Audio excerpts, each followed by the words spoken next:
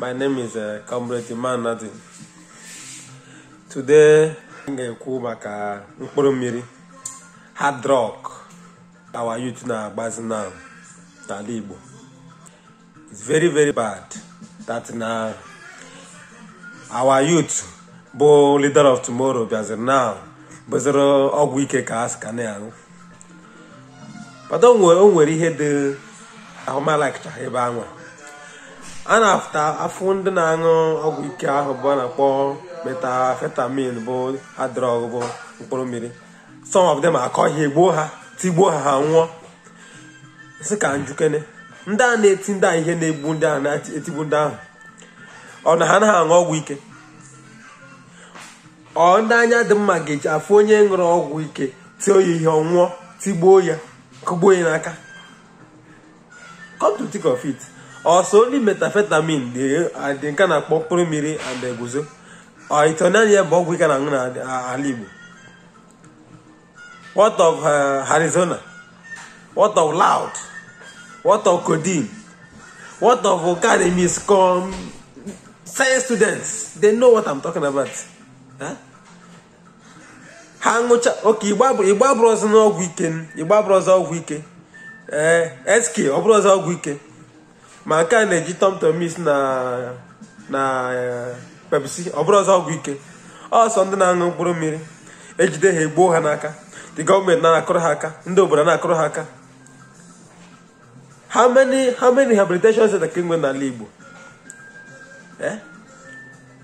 When the youth are idle, what do you expect them to do? When they are frustrated, what do you expect them to do? To commit suicide?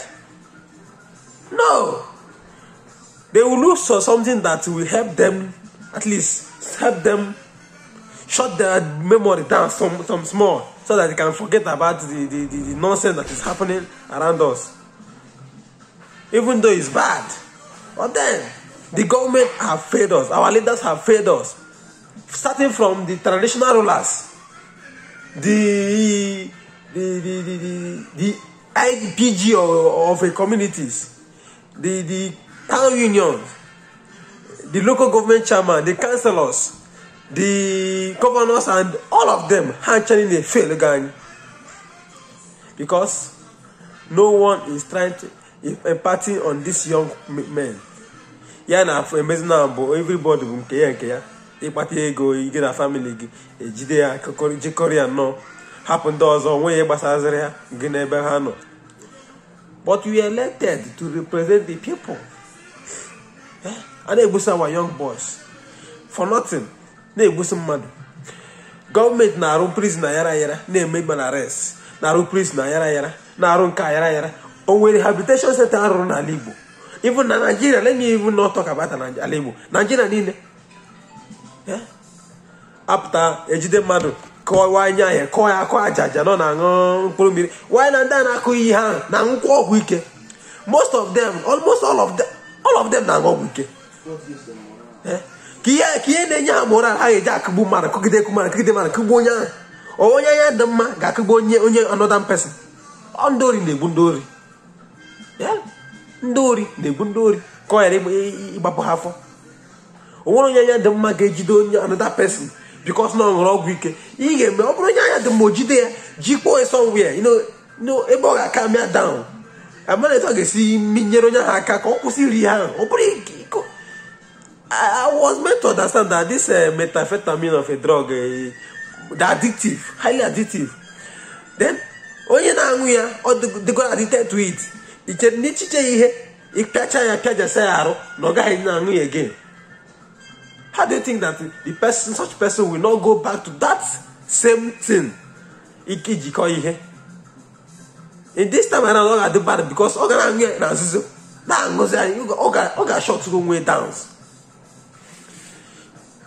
Our leaders should help us in this case.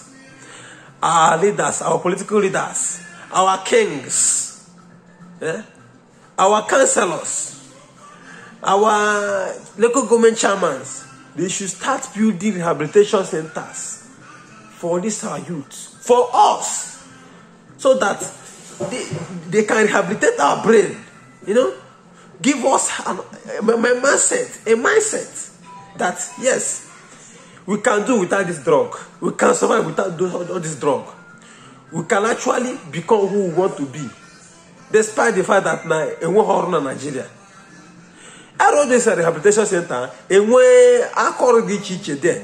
If you buy on your jideraji, and you are on the bar, accusing I call the chiche, a may empower. Such person will become useful for the community and for their people. Open the chicho, Ikonya, Hekujaya, some places, the Boya. Oh, I came in most the last 3 days or so. I ran this over there as is. Someone. Oh, I came the same most state. I live every day. Our young people. Police are killing us. Civilian herdsmen are killing us. The military are killing us. Hunger are killing us. Drugs are killing us. And we are also killing ourselves. Eh? Now, wow. What can we do? What? Anyway, my advice today is for our young people. Our young people should stay clear from all these drugs. Yeah? And our political leaders should help us start building rehabilitation center for us. Yeah? Start empowering us. The military are killing us. Hunger are killing us. Drugs are killing us. And we are also killing ourselves. Eh? Now, wow. What can we do? What? Anyway, my advice today is for our young people. Our young people should stay clear from all these drugs. Eh? And our political leaders should help us start building rehabilitation center for us. Eh? Start empowering us so that because in the case now idle man is a devil's workshop. Only way talking seriously. What do you expect him to do? And pressure now they from angle, pressures from women, from family. Such person will just go and find something, shut his memory down, and sleep off for a moment. I know you talk on me, now shut that down, or attitude to it, or every problem. Eh? Government should help us and create work. Eh? I know the government have failed. That's why you are saying that we need to divide this country so that we can take our destiny on our hand, so that we can determine our future. Once I can on Nigeria, and I want Nigeria, or when a 20 young man gets see make of man.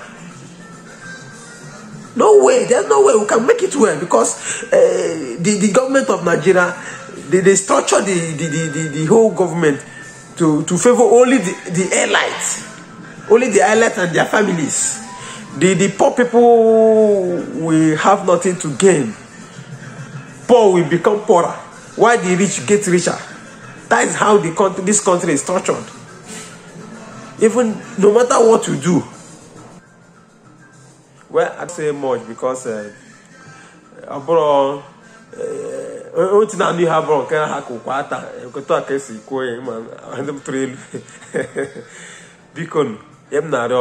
political leaders should help us, at least build some rehabilitation centers for all these young men. Then it will not help us. It will not help us as a community. It will not help us as Igbo people. It will not help us as the young generation. Thank you very much. I say remain comrade Manadu. Thank you.